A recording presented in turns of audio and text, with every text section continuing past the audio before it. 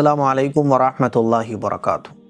रजब का महीना शुरू हो चुका है। रजब का महीना ये बड़ी फ़जीलतों वाला महीना है, बड़ी बरकतों वाला महीना है। रसूलुल्लाह सल्लल्लाहु अलैहि वसल्लम का इरशाद है कि रजब का महीना ये अल्लाह का महीना है और शाबान ये मेरा महीना है और रमज़ान ये मेरी उम्मत का महीना है।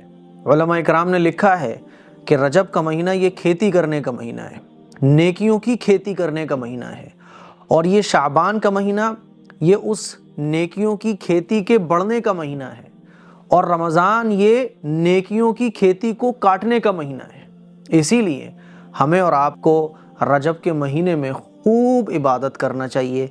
इबादतों की आदत रजब के महीने से ही बनाने की कोशिश करना चाहिए, ताकि रमज़ान आते आते इबादत का शौक़ हमारे अंदर पैदा हो जाए, इबादत करने की आदत हमारी हो जाए। ठीक है। रसूलुल्लाह सल्लल्लाहु अलैहि वसल्लम ये दुआ फरमाते थे रजब का महीना शुरू होते ही, अल्लाहुम्मा बारिक लना फ़ी रजब व शाबान व बल्लिगना रमज़ान, कि अल्लाह हमारे रजब और शाबान के महीने में बरकत अता फरमा और हमें रमज़ान तक पहुँचा दे। इसीलिए हम रजब के महीने से ही इबादत शुरू कर दें। रसूलुल्लाह सल्लल्लाहु अलैहि वसल्लम रजब के महीने में रोज़े भी रखा करते थे, इबादतें खूब किया करते थे, क्योंकि रजब का महीना फजीलतों वाला महीना है।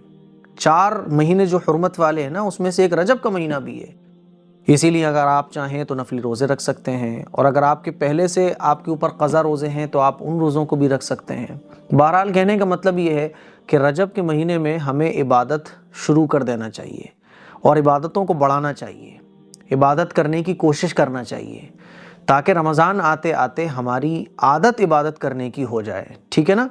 इसीलिए पहला काम इबादत खूब करनी है। अगर आपके क़ज़ा रोज़े हैं तो उन रोज़ों को भी आप रजब के महीने में रख सकते हैं, और दुआ का ख़ास एहतमाम करना है कि अल्लाह हमें रमज़ान नसीब फरमा दे, अल्लाह हमें रमज़ान नसीब फरमा दे। वो दुआ जो रसूलुल्लाह सल्लल्लाहु अलैहि वसल्लम फरमाते थे ना, वो दुआ हमें अभी से ही मुसलसल मांगनी है रमज़ान के आने तक।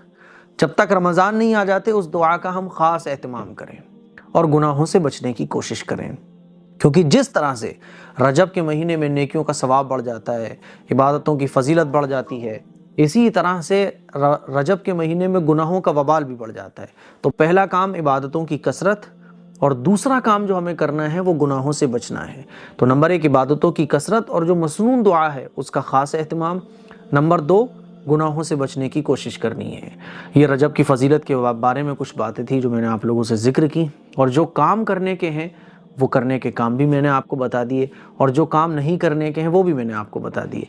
इस क्लिप को शेयर करें, दूसरों तक पहुँचाएँ। अस्सलामु अलैकुम वरहमतुल्लाहि वबरकातुहू।